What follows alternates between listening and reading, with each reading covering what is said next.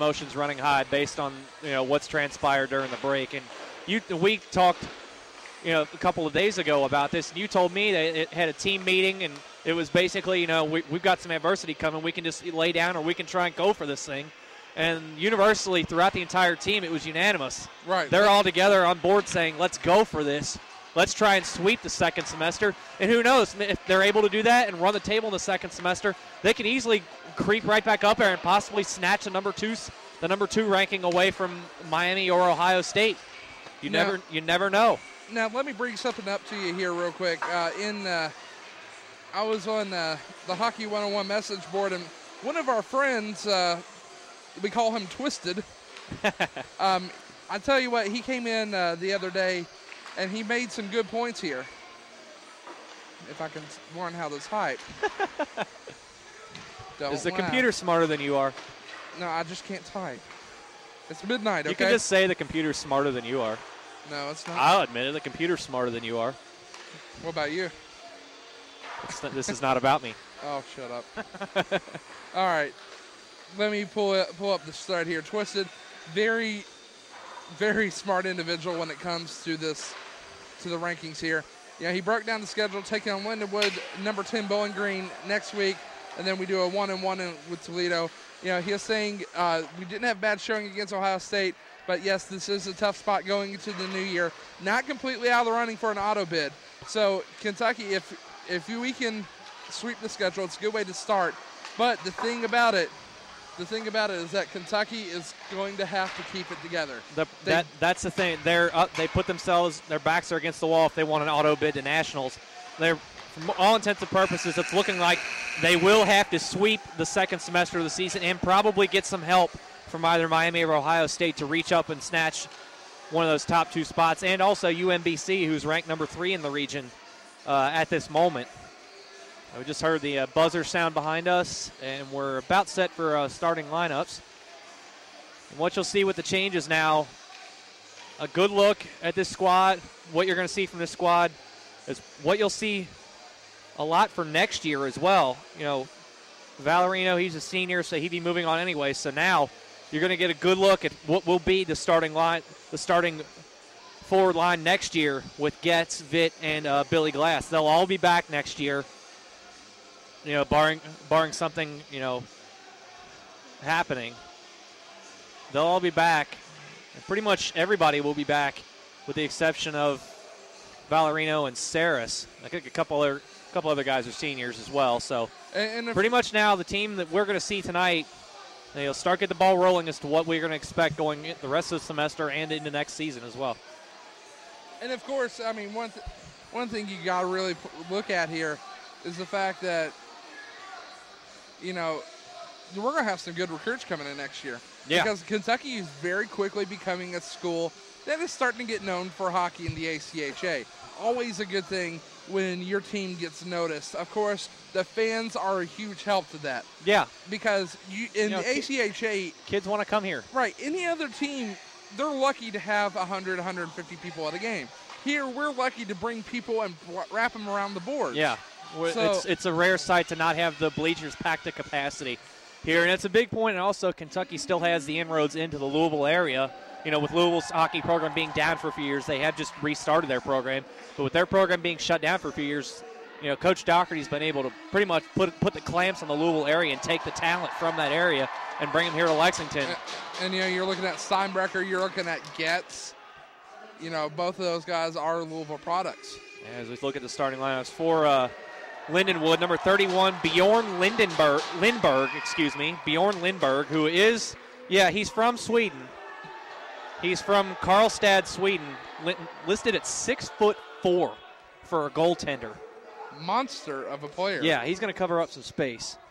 Also for Lindenwood, looks like number 2, Justin McLaughlin, will be on defense.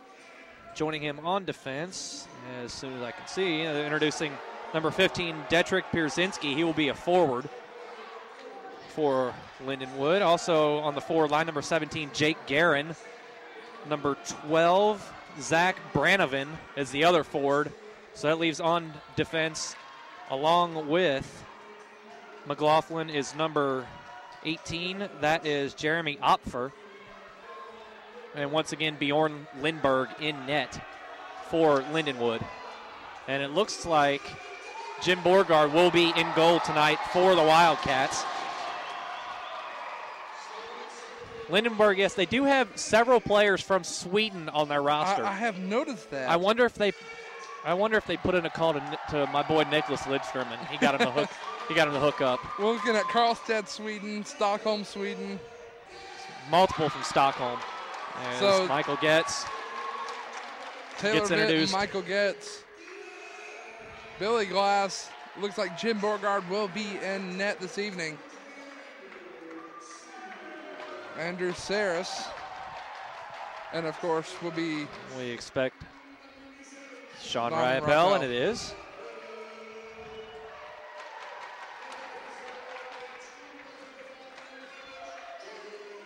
Be interesting to see the second semester if Getz can calm down on the penalties. Getz, coming into this break, leads the team in penalty minutes with 30 coming into the second semester. So it'll be interesting to see if the sophomore can get going to get that number down and keep it around that level as we now pause for the national anthem.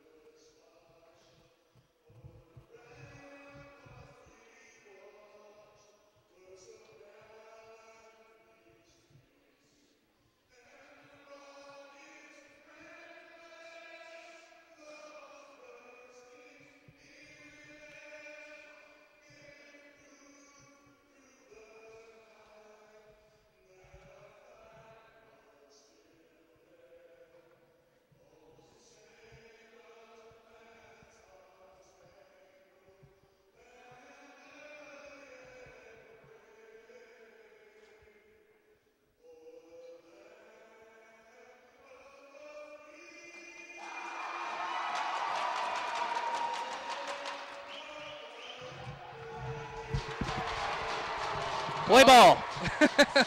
National anthem's it's concluded. A habit. Yeah, I know. I was trying to get going. And it's a habit. What do you want? You cut me off. Everybody else play ball, right? I mean, people out there listening, you all play ball at anything. All right. I got to get my score sheet. Your makeshift score sheet. That's right. I got to keep track of all this stuff. Yeah, I know. You're the stats guy of the squad. I'm the tech guy. You're the stats guy. Something like that. I just keep tally the goals and the assists. Yes, to the best of my ability. Assists. Yeah, I just thought I heard assists. Good old Kenny Mayne would say the assists. Nice. Good throw back there. Love Kenny Mayne. You can follow Kenny Mayne on Twitter. He and I share the same birthday. Don't you feel special? That's inside information you won't get anywhere else. Don't you feel special? Something like that. He did special. We're ready for hockey. Yeah, we are.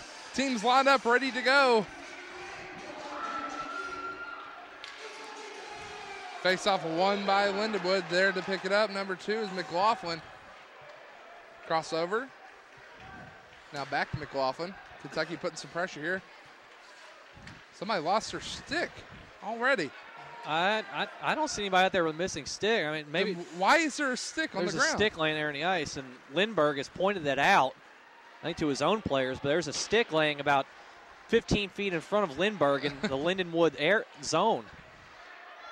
Interesting, the officials didn't catch that. Riopel trying to wrap it around. Gets nice poke to get it out of the zone. Back to retrieve number 15, Brzezinski.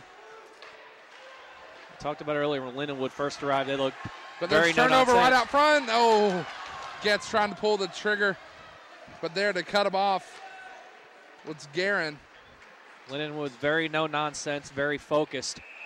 A lot of speed on the squad. Ooh, and Borgard getting a little snow shower there from number 22, Ty Sharon there, gives him a little bath there in the net as he smothers it up.